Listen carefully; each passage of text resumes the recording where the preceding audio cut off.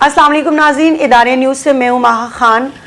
जैसे कि आप सब लोग जानते हैं, फ्रांस में गुस्ताहाना खाकों की जो इशाअत हुई, फिर उसके बाद फ्रांस के सदर ने भी उसी हक में बयान दिया, जिसके बाद जितने भी मुस्लिम ममालिक हैं उन्होंने फ्रांसीसी जो अशिया हैं उनका बायकॉट कर दिया था।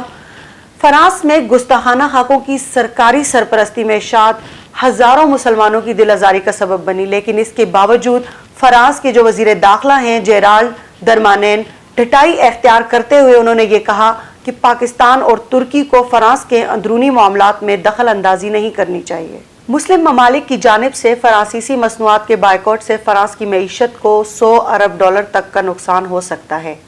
फ्रांसीसी सदर इमानुएल मैक्रोन के इस्लाम मुखालिफ बयान और हज़रत मोहम्मद सल्लल्लाहु अलैहि वसल्लम की शान में होने वाली गुस्ताही को ना रोकने के बयान के बाद कई ममालिक में फ्रांसीसी मसनूआत के बायकॉट की मुहिम शुरू है।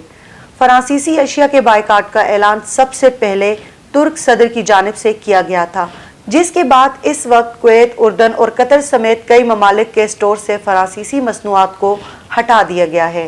एक खबर रिसा इदारे राइटर्स के मुताबिक जेराल्ड दरमानेन ने मकामी रेडियो को इंटरव्यू में पाकिस्तान की पार्लियामेंट की जानिब से फ्रांस से सफीर वापस बुलाने की करारदाद और तुर्की का जिक्र करते हुए कहा कि जब आलमी ताकतें फ्रांस के अंदरूनी मामलात में मुदाखलत करें तो हमें हैरत होनी चाहिए। पाकिस्तान ने भी फ्रांस के इस इक़दाम की शदीद मज़म्मत की है और गुज़िश्ता दिनों पार्लियामेंट से मज़म्मती करारदाद भी मंजूर की गई है, जबकि पाकिस्तान ने फ्रांसीसी सफीर को तलब करके एहतजाज भी रिकॉर्ड कराया था।